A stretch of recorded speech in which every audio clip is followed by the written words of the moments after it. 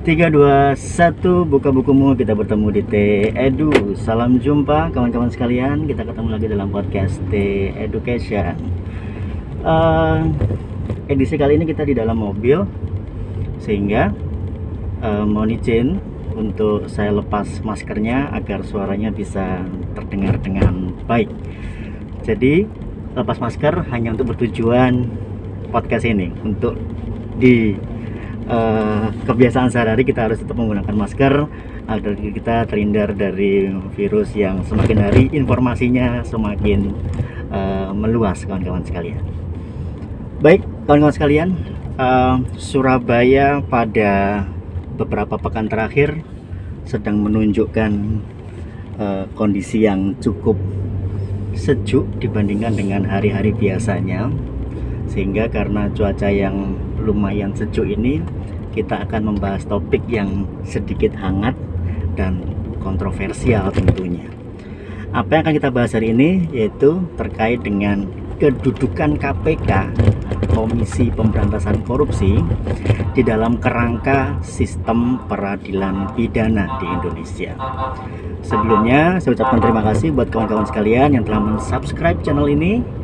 Dan bagi yang saat ini sedang menonton video ini tapi belum mensubscribe, kami mohon agar berkenan meluangkan sedikit waktu untuk mensubscribe channel ini. Baik kawan-kawan sekalian, apa yang menarik dan apa yang kontroversial dari pembahasan atau isu tentang Komisi Pemberantasan Korupsi? Sebelum kita membahas tentang kontroversi kedudukan KPK dalam tindak pidana korupsi dikaitkan dengan kedudukannya dalam sistem peradilan pidana, kita akan singgung sedikit tentang sejarah pembentukan Komisi Pemberantasan Korupsi di Indonesia. Bahwa sebagaimana kita tahu, KPK dilahirkan berdasarkan Undang-Undang Nomor 30 Tahun 2002 pada era pemerintahan Presiden Megawati. Tapi sebelum era Presiden Megawati, masih ada lembaga-lembaga lain sebetulnya yang dibentuk oleh pemerintahan sebelumnya untuk menangani perkara korupsi. Berarti artinya KPK bukan lembaga pertama dan satu-satunya yang dibentuk di Indonesia untuk menangani perkara korupsi. Ada beberapa lembaga yang menangani perkara korupsi di masing-masing pemerintahan. Di masing-masing era ini membentuk lembaga untuk penanganan korupsi. Di era Soekarno ada, di era Soeharto ada, di era Habibie saya tidak ingat pasti, kemudian di era Megawati baru terbentuklah namanya Komisi Pemberantasan Korupsi. Asal muasal pembentukan Komisi Pemberantasan Korupsi atau KPK ini adalah terkait dengan ketidakpercayaan publik. Atas apa? Atas kinerja dari kejaksaan dan kepolisian dalam menangani perkara tindak pidana korupsi. Nah, karena publik ini tidak percaya dengan kinerja dua lembaga ini, maka dibentuk yang namanya KPK. Tapi, kawan-kawan sekalian, sebagaimana kita tahu bahwa di dalam tubuh KPK itu adalah isinya orang-orang kepolisian dan orang-orang kejaksaan. Jadi, publik yang tidak percaya dengan kinerja polisi dan jaksa, tapi ketika polisi dan jaksa ini berganti seragam menjadi KPK, masyarakat percaya. Masyarakat langsung menyatakan bahwa oke, KPK ini adalah lembaga yang luar biasa untuk membentuk korupsi. Saya tidak berarti kemudian tidak pro dengan kedudukan KPK, dan saya juga kemudian jangan dianggap bahwa saya menentang adanya KPK, tapi itu adalah fakta yang ada, kawan-kawan sekalian, bahwa posisi KPK itu dibentuk oleh pemerintahan pada saat itu karena ketidakpercayaan publik atas kinerja kepolisian dan kejaksaan. Tapi ketika di dalam tubuh KPK itu isinya adalah orang-orang kepolisian dan kejaksaan, masyarakat percaya.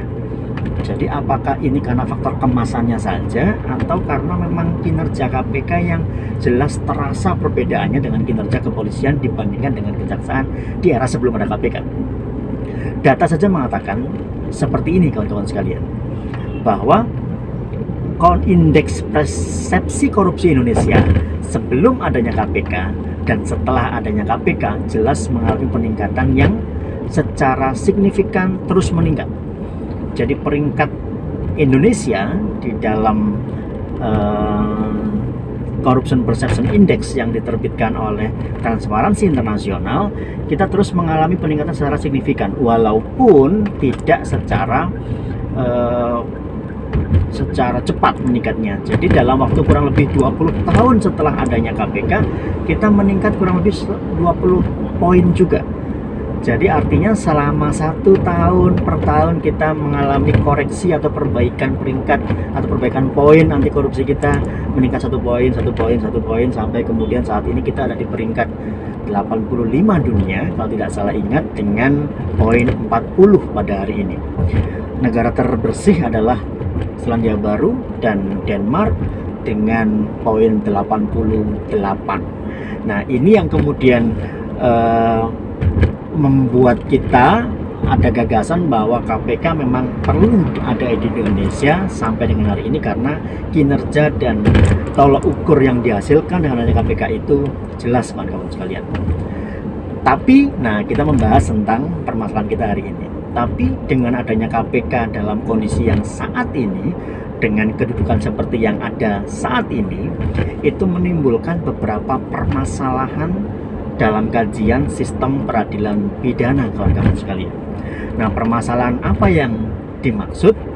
Nah, diantaranya seperti ini.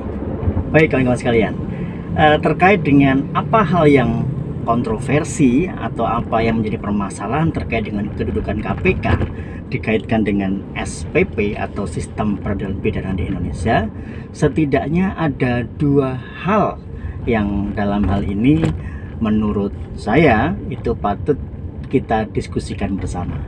Itu yang pertama, kedudukan KPK dalam SPP terkait dengan struktur KPK dalam sistem peradilan pidana.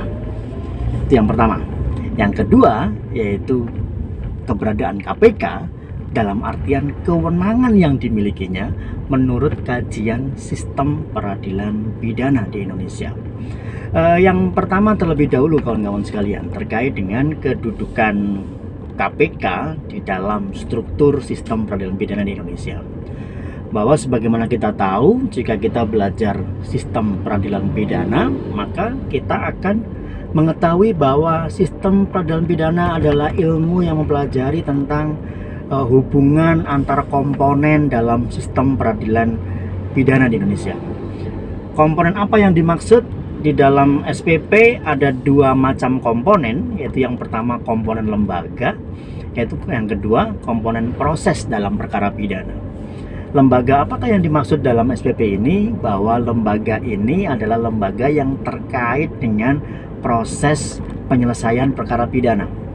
Di situ kita mengenal namanya lembaga kepolisian, lembaga kejaksaan, pengadilan, pemasyarakatan, advokat, dan lain sebagainya, yang masing-masing komponen lembaga ini saling berkaitan dalam satu kerangka besar yang disebut dengan sistem peradilan pidana. Komponen-komponen ini saling bekerja berkaitan satu dengan yang lainnya, jelas tidak bisa berdiri sendiri, karena kalau kita bicara lembaganya, kita pasti juga akan bicara prosesnya, yang akan kita bahas berikutnya nanti. Nah, terkait dengan lembaganya ini, karena yang ditangani oleh KPK adalah sangat spesifik, yaitu perkara korupsi, kedudukan KPK ada di mana dalam kajian sistem peradilan pidana itu? Sebagaimana kita tahu juga bahwa KPK bukanlah lembaga satu-satunya di Indonesia yang menangani perkara korupsi. Bahwa selain KPK juga ada kepolisian dan tentunya ada kejaksaan yang ditunjuk secara langsung oleh undang-undang sebagai penyidik dalam perkara tindak pidana korupsi, kawan-kawan sekalian. Sehingga dualisme ini bisa terjadi, sehingga ada lebih dari 1 lembaga yang menangani perkara korupsi di Indonesia. Ada KPK, ada kepolisian, ada kejaksaan yang menangani satu perkara pidana, yaitu korupsi di Indonesia. Apakah ini permasalahan dan apakah ini menjadi suatu hal yang bermasalah dalam kajian sistem? Tentu saja bahwa kedudukan KPK sebagai satu lembaga yang ditunjuk oleh undang-undang untuk menangani perkara korupsi ternyata tidak mengesampingkan lembaga lain dan lembaga lain tersebut masih punya kewenangan yang sama untuk menangani perkara korupsi. Walaupun di dalam Undang-Undang KPK, Undang-Undang 30 tahun 2002 sudah disebutkan tentang yurisdiksi KPK untuk menangani perkara korupsi, yaitu untuk perkara-perkara terkait dengan 3 hal, yaitu korupsi yang melibatkan penyelenggara negara atau pejabat negara, kemudian korupsi dengan nilai kerugian keuangan negara di atas 1 miliar, dan korupsi yang menyita perhatian publik, maka itu yang akan ditangani oleh KPK.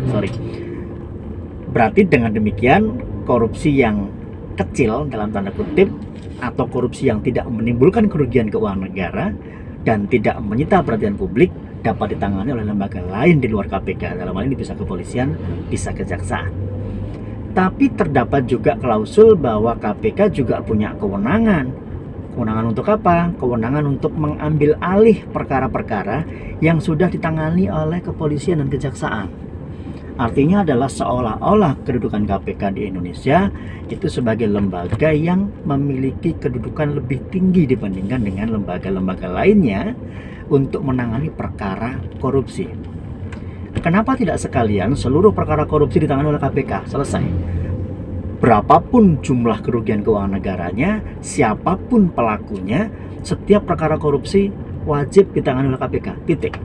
Dengan demikian keberadaannya, maka tidak ada lagi pertentangan, tidak ada lagi permasalahan dalam kedudukan KPK dalam kajian sistem peradilan pidana.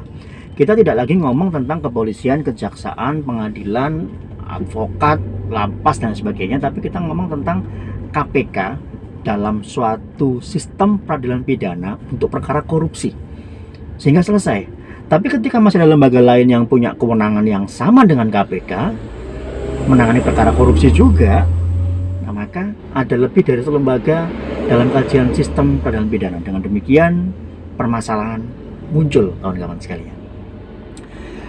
Itu yang pertama, terkait dengan kedudukan KPK dalam kajian sistem peradilan pidana. Sepanjang di Indonesia masih memberlakukan model yang seperti ini, maka dalam kajian sistem ini masih menjadi permasalahan, kawan-kawan sekalian. Kemudian yang kedua, masih dalam kerangka sistem peradilan pidana dalam pengertian komponen kewenangan.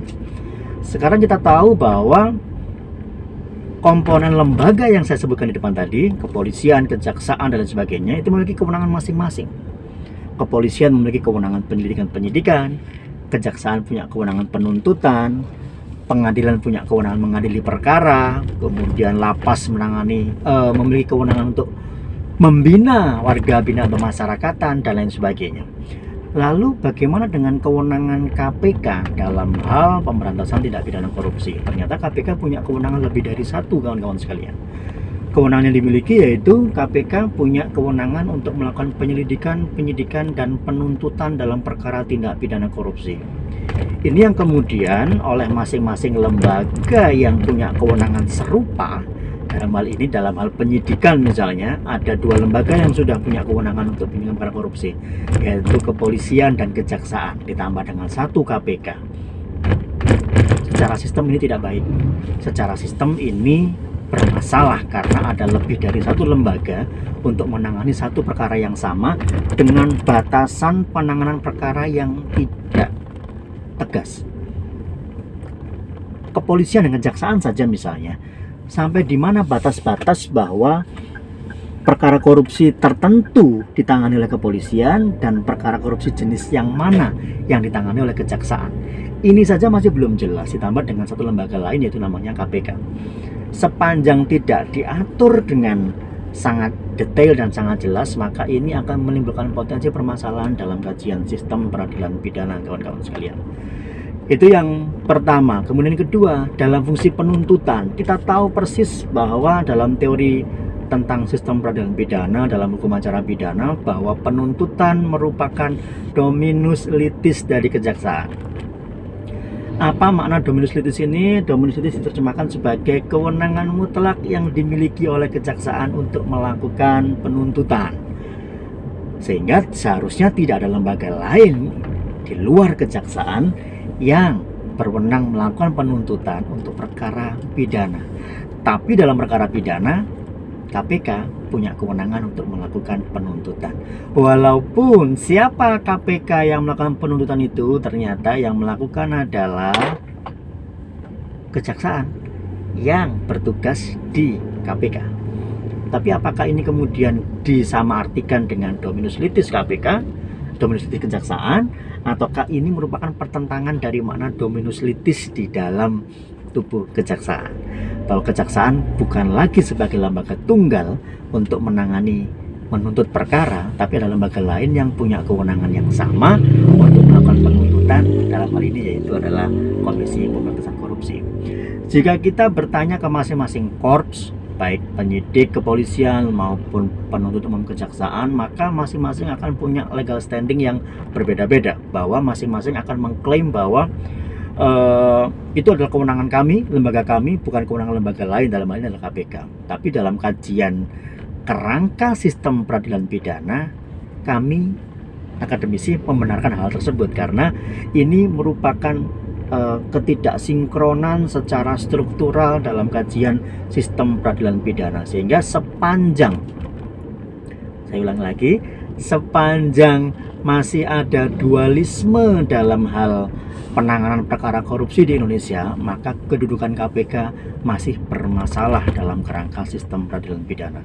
Sehingga kita tidak memungkiri bahwa kedudukan KPK, posisi KPK saat ini diperlukan oleh Indonesia. Kita tahu persis berdasarkan data bahwa dengan adanya KPK ini menunjang kinerja pemberantasan korupsi di Indonesia. Tapi sepanjang pengaturannya masih sampai detik ini sama dengan yang kemarin-kemarin, maka KPK masih bermasalah secara kedudukan dalam kerangka sistem peradilan pidana, kawan-kawan sekalian. Permasalahan yang kedua, tadi kita sudah cerita tentang kedudukan KPK dalam sistem peradilan pidana. Jadi sepanjang masih diatur sama dengan hari ini, masih ada dualisme, bahkan triolisme mungkin ya, ada 3 lembaga yang punya kewenangan yang sama untuk menangani perkara korupsi, maka kedudukan KPK masih bermasalah menurut kajian sistem peradilan pidana. Yang kedua terkait dengan kewenangan dari KPK, bahwa kita tahu persis, kita mungkin tidak akan lupa bahwa ada cicak versus buaya di Indonesia, bahwa ada game ya, istilah ini sangat mengena di otak kita tentang konflik 2 lembaga di Indonesia, yang dalam hal ini adalah aparat penegak hukum untuk menangani perkara korupsi di Indonesia. Jadi konflik seperti ini seharusnya dapat dihindari ketika kewenangannya satu pintu. Ketika KPK ditunjuk sebagai lembaga satu-satunya yang berwenang menangani korupsi, maka kepolisian dan kejaksaan harus undur diri. Kepolisian dan kejaksaan tidak boleh punya kewenangan yang sama, walaupun sudah diatur jelas wewenang KPK untuk ini, kejaksaan untuk ini, kepolisian ini, tapi faktanya di lapangan tidaklah demikian, kawan-kawan sekalian. Sehingga kewenangan ini harus dipisahkan dan harus dimiliki oleh salah satu lembaga saja, dalam hal ini adalah KPK. Indonesia harus segera menyelesaikan permasalahan ini supaya tidak berlarut, sehingga istilah cicak versus buaya lambat laun akan kita lupakan dan tidak perlu muncul lagi untuk di kemudian hari. Nah, ditambah lagi kawan-kawan sekalian, sudah ada lebih dari 1 lembaga yang menangani korupsi, ternyata kewenangan yang dimiliki masing-masing lembaga tersebut tidak sama. KPK punya kewenangan yang cenderung lebih ekstra dibandingkan lembaga yang lain. KPK punya kewenangan yang konon menurut lembaga lain bertentangan dengan prinsip-prinsip hukum acara pidana. Apa diantaranya? Penyadapan itu yang paling utama. Jadi KPK punya kewenangan untuk menyadap, sedangkan lembaga lain, penyidik lain selain KPK yang juga menangani perkara korupsi tidak punya kewenangan untuk melakukan penyadapan. Nah, ini yang kemudian kewenangan ini menimbulkan kecemburuan, sama-sama penegak hukum, sama-sama menangani perkara yang sama, tapi memiliki kewenangan yang berbeda-beda, kawan-kawan sekalian. Sehingga untuk menghindari konflik horizontal seperti ini, maka seharusnya Indonesia segera mengambil langkah tegas untuk memposisikan KPK. Kita tidak mengingkari kita butuh KPK, tapi dengan kondisi yang dan kedudukan yang seperti ini sampai hari ini, maka KPK bermasalah dalam kajian sistem peradilan pidana. Baik, itu saja kawan-kawan sekalian diskusi pengantar kita di Surabaya yang dingin pada hari ini. Semoga bermanfaat. Saya mohon maaf untuk segala salah-salah kata. Terima kasih telah menyaksikan tayangan video ini. Tetap sehat selalu. Nanti kita bertemu di TE Edu. Salam sehat, saya T Effendi. Sampai jumpa.